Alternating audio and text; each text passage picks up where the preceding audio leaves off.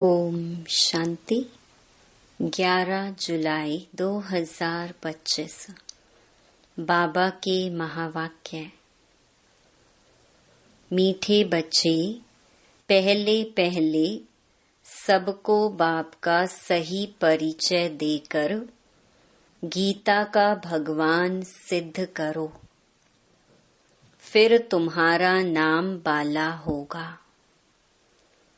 प्रश्न: तुम बच्चों ने चारों युगों में चक्कर लगाया है, उसकी रस्म भक्ति में चल रही है, वह कौन सी? उत्तर: तुमने चारों युगों में चक्कर लगाया, वह फिर सब शास्त्रों, चित्रों आदि को गाड़ी में रख चारों ओर परिक्रमा लगाते हैं, फिर घर में आकर सुला देते हैं। तुम ब्राह्मण, देवता, क्षत्रिय बनते। इस चक्कर के बदले उन्होंने परिक्रमा दिलाना शुरू किया है। यह भी रस्म है। ओम शांति। रूहानी बाप बैठ रूहानी बच्चों को समझाते हैं। जब कोई को समझाते हो तो पहले यह क्लियर कर दो कि बाप एक है। पूछना नहीं है कि बाप एक है व अनेक हैं। ऐसे तो फिर अनेक कह देंगे।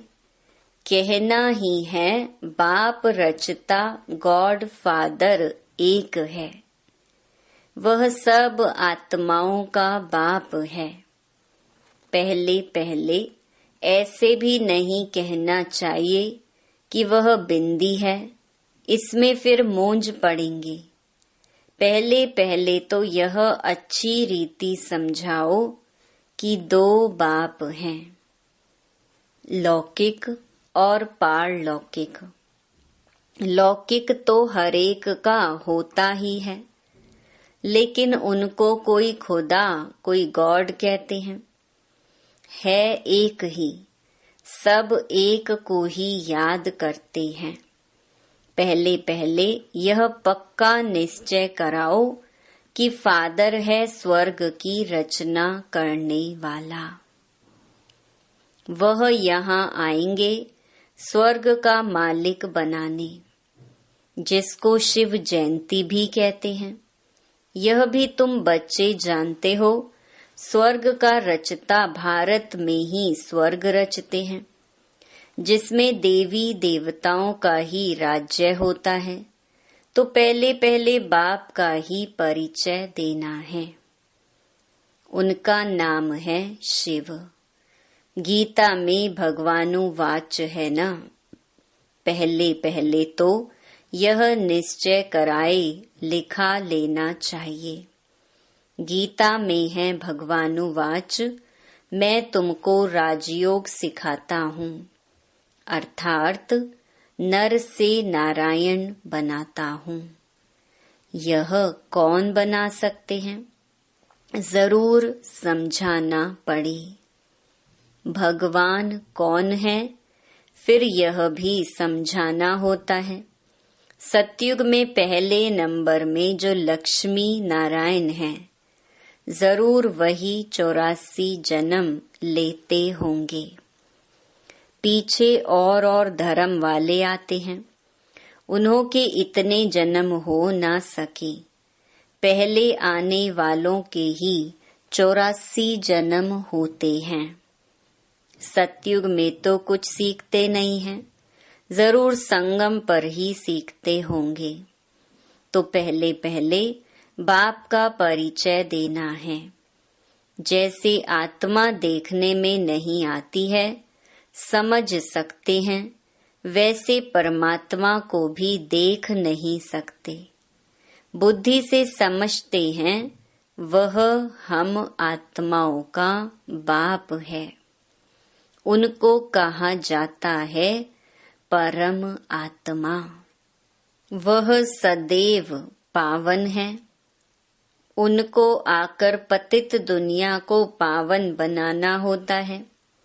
तो पहले बाप एक है, यह सिद्ध कर बताने से गीता का भगवान श्री कृष्ण नहीं है, वह भी सिद्ध हो जाएगा। तुम बच्चों को सिद्ध कर बताना है। एक बाप को ही ट्रुथ कहा जाता है। बाकी कर्म कांड व तीर्थ आदि की बातें सब भक्ति के शास्त्रों में हैं। ज्ञान में तो इनका कोई वर्णन ही नहीं है। यहाँ कोई शास्त्र नहीं। बाप आकर सारा राज समझाते हैं। पहले पहले तुम बच्चे इस बात पर जीत पाएंगे कि भगवान एक निराकार है, ना कि साकार। परमपिता परमात्मा शिव भगवानुवाच। ज्ञान का सागर सबका बाप वह है। श्री कृष्ण तो सबका बाप हो नहीं सकता। वह किसी को कह नहीं सकता कि देह के सब धर्म छोड़ माँ मेकम याद करो। है बहुत सहज बात, परंतु मनुष्य शास्त्र आदि पढ़कर भक्ति में पक्के हो गए हैं। आजकल शास्त्रों आदि को गाड़ी में रख परिक्रमा देते हैं। चित्रों को, ग्रंथ को भी परिक्रमा दिलाते हैं, फिर घर ले आकर सुलाते हैं। अभी तुम बच्चे जानते हो, हम देवता से क्षत्रिय, वैश्य, शूद्र बनते हैं। यह चक्कर लगाते हैं। चक्कर के बदले वह फिर परिक्रमा दिलाकर घर में जाए रखते हैं। उन्हों का एक मुकर्रर दिन रहता है। जब परिक्रमा दिलाते हैं तो पहले पहले यह सिद्ध कर बताना है कि श्री कृष्ण भगवानुवाच नहीं, परंतु शिव भगवानुवाच है। शिव ही पुनर्जन्म रहित है। वह आते जरूर हैं, परंतु उनका दिव्य जन्म है। भागीरथ पर आकर सवार होते हैं, पतितों को आकर पावन बनाते हैं। रचता और रचना के आदि मध्य अंत का राज समझाते हैं, जो नॉलेज और कोई नहीं जानते हैं। बाप को आपे ही आकर अपना परिचय देना है। मुख्य बात है ही बाप के परिचय की। वही गीता का भगवान है। यह तुम सिद्ध कर बताएंगे तो तुम्हारा नाम बहुत बाला हो जाएगा। तो ऐसा पर्चा बनाकर उसमें चित्र आदि भी लगाकर फिर एरोप्लेन से गिराने चाहिए। बाप मुख्य मुख्य बातें समझाते रहते हैं। तुम्हारी मुख्य एक बात में जीत हुई तो बस तुमने जीत पाई। इसमें तुम्हारा नाम बहुत बाला हुआ है। इसमें कोई खिटपिट नहीं करेंगे। यह बड़ी क्लियर बात है। बाप कहते हैं, मैं सर्वव्यापी कैसे हो सकता हूँ? मैं तो आकर बच्चों को नॉलेज सुनाता हूँ। पुकारते भी हैं, आकर पावन बनाओ। रचता और रचना का ज्ञान सुनाओ। महिमा भी बाप की अलग, श्री कृष्ण की अलग है। ऐसे नहीं शिव बाबा आकर फिर श्री कृष्ण व नारायण बनते हैं, 84 जन्मों में आते हैं। नहीं, तुम्हारी बुद्धि सारी यह बातें समझाने में लगी रहनी चाहिए। मुख्य है ही गीता। भगवानुवाच है तो जरूर भगवान का मुख चाहिए ना।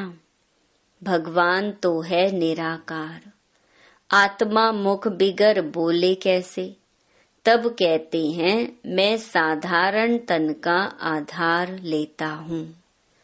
जो पहले लक्ष्मी नारायण बनते हैं, वही 84 जन्म लेते लेते पिछाड़ी में आते हैं, तो तो फिर उनके ही तन में आते हैं।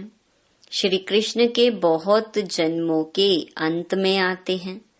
ऐसे ऐसे विचार सागर मंथन करो कि कैसे किसको समझाएं। एक ही बात से तुम्हारा नाम बाला हो जाएगा। रचता बाप का सबको मालूम पड़ जाएगा। फिर तुम्हारे पास बहुत आएंगे, तुमको बुलाएंगे कि यहाँ आकर भाषण करो।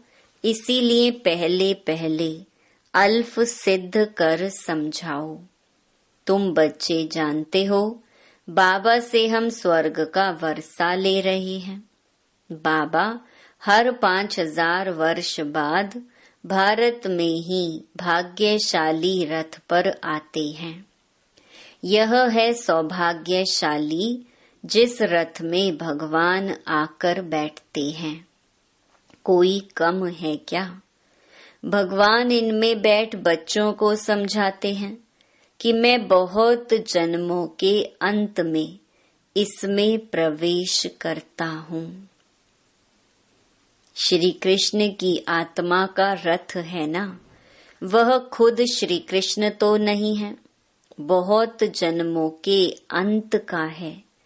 हर जन्म में फीचर्स, ऑक्यूपेशन आदि बदलता रहता है। बहुत जन्मों के अंत में जिसमें प्रवेश करता हूँ, वह फिर श्री कृष्ण बनते हैं। आते हैं संगम युग में। हम भी बाप का बनकर बाप से वर्षा लेते हैं।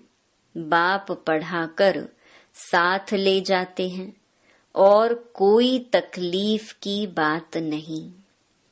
बाप सिर्फ कहते हैं माँ मेकम याद करो।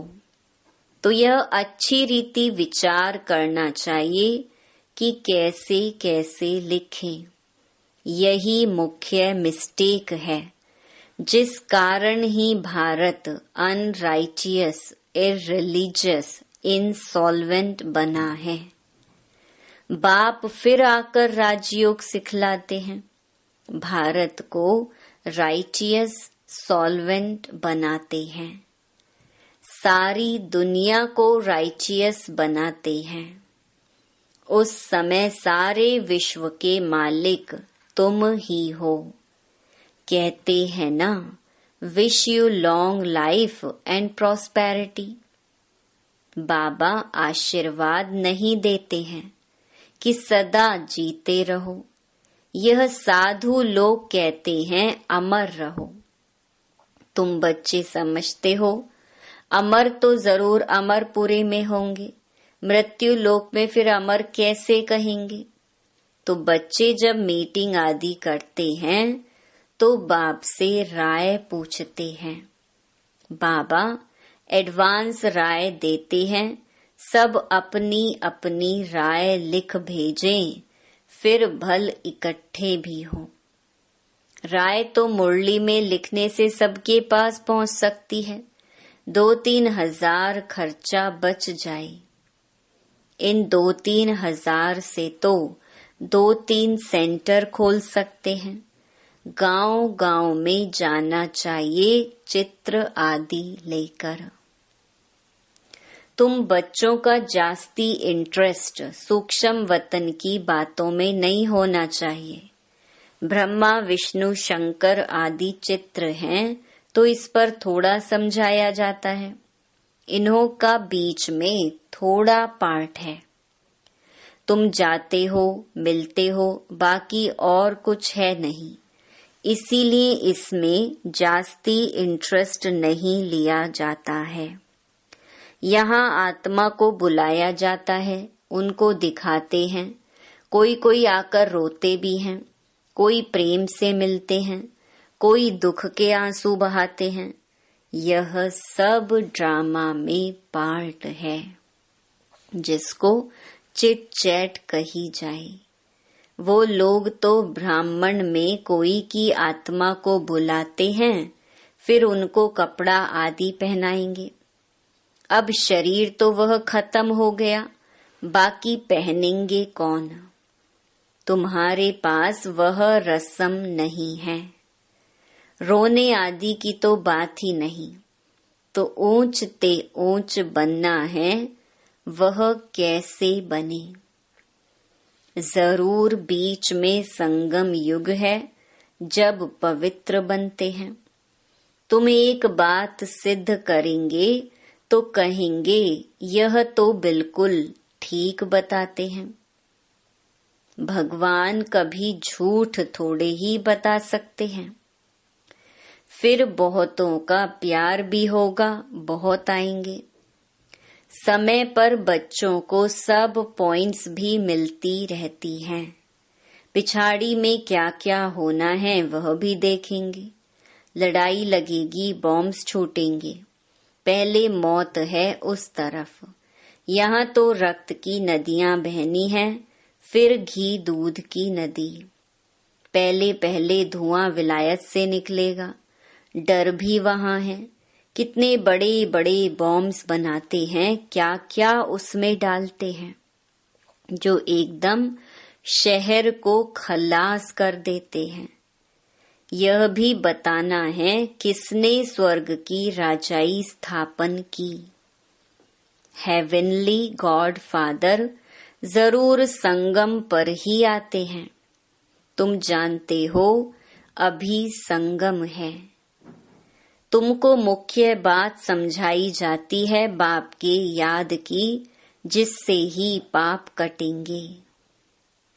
भगवान जब आया था तो कहा था, माँ मेकम याद करो तो तुम सतो प्रधान बन जाएंगे, मुक्ति धाम में जाएंगे। फिर पहले से लेकर चक्कर रिपीट होगा। डेइटिज्म, इस्लामिज्म, बुद्धिज्म आदि आदि। तुम स्टूडेंट की बुद्धि में ये सारी नॉलेज होनी चाहिए ना। खुशी रहती है हम कितनी कमाई करते हैं। यह अमर कथा अमर बाबा तुमको सुनाते हैं। तुम्हारे अनेक नाम रख दिए हैं। मुख्य पहले पहले डेइटिज्म, फिर सबकी वृद्धि होते होते झाड़ बढ़ता जाता है। अनेकानेक धर्म, अनेक मतें हो जाती हैं। यह एक धर्म एक श्रीमत से स्थापन होता है, द्वैत की बात नहीं। यह रूहानी नॉलेज रूहानी बाप बैठ समझाते हैं। तुम बच्चों को खुशी में भी रहना चाहिए। तुम जानते हो बाप हमको पढ़ाते हैं, तुम अनुभव से कहते हो, तो यह शुद्ध अहंकार रहना चाहिए कि भगवान हमको पढ़ा रहे हैं और क्या चाहिए। जबकि हम विश्व के मालिक बनते हैं तो खुशी क्यों नहीं रहती, या निश्चय में कहाँ संशय है। बाप में संशय नहीं लाना चाहिए। माया संशय में लाकर भुला देती है। बाबा ने समझाया है, माया आँखों द्वारा बहुत धोखा देती है। अच्छी चीज देखेंगे तो दिल बित बित करेगी, खाएं। आँखों से देखते हैं तब क्रोध आता है मारने लिए। देखे ही नहीं तो मारें कैसे। आँखों से देखते हैं तब लोभ मोह भी होता है। मुख्य धोखा देने वाली आँखें हैं। इन पर पूरी नजर रखनी चाहिए। आत्मा को ज्ञान मिलता है तो फिर क्रिमिनल पना छूट जाता है। ऐसे भी नहीं है आँखों को निकाल देना है। तुम्हें तो क्रिमिनल आई को सिविल आई बनाना है। अच्छा, मीठे मीठे सिकिलधे बच्चों प्रति मात पिता बाप दादा का याद प्यार और गुड मॉर्निंग। रूहानी बाप की रूहानी बच्चों को नमस्ते। धारणा के लिए मुख्य सार। पहला, सदा इसी नशे व खुशी में रहना है कि हमको भगवान पढ़ाते हैं। किसी भी बात में संशय बुद्धि नहीं होना है। शुद्ध अहंकार रखना है। दूसरा, सूक्ष्म वतन की बातों में ज्यादा इंटरेस्ट नहीं रखना है। आत्मा को सतो प्रधान बनाने का पूरा पूरा पुरुषार्थ करना है। आपस में राय कर सबको बाप की सही पहचान देनी है। वरदान, पास विद ऑनर बनने के लिए पुरुषार्थ की गति तीव्र और ब्रेक पावरफुल रखने वाले यथार्थ योगी भव। वर्तमान समय के प्रमाण पुरुषार्थ की गति तीव्र और ब्रेक पावरफुल चाहिए, तब अंत में पास विद ऑनर बन सकेंगे, क्योंकि उस समय की परिस्थितियां बुद्धि में अनेक संकल्प लाने वाली होंगी। उस समय सब संकल्पों से परे एक संकल्प में स्थित होने का अभ्यास चाहिए। जिस समय विस्तार में बिखरी हुई बुद्धि हो, उस समय स्टॉप करने की प्रैक्टिस चाहिए। स्टॉप करना और होना, जितना समय चाहे उतना समय बुद्धि को एक संकल्प में स्थित कर लें। यही है यथार्थ योग। स्लोगन, आप ओबीडिएंट सर्वेंट हो, इसीलिए अलमस्त नहीं हो सकते। सर्वेंट माना सदा सेवा पर उपस्थित। अव्यक्त इशारे, संकल्पों की शक्ति जमा कर श्रेष्ठ सेवा के निमित्त बनो। जैसे इंजेक्शन के द्वारा ब्लड में शक्ति भर देते हैं, ऐसे आपका श्रेष्ठ संकल्प इंजेक्शन का काम करेगा। संकल्प द्वारा संकल्प में शक्ति आ जाए। अभी इस सेवा की बहुत आवश्यकता है।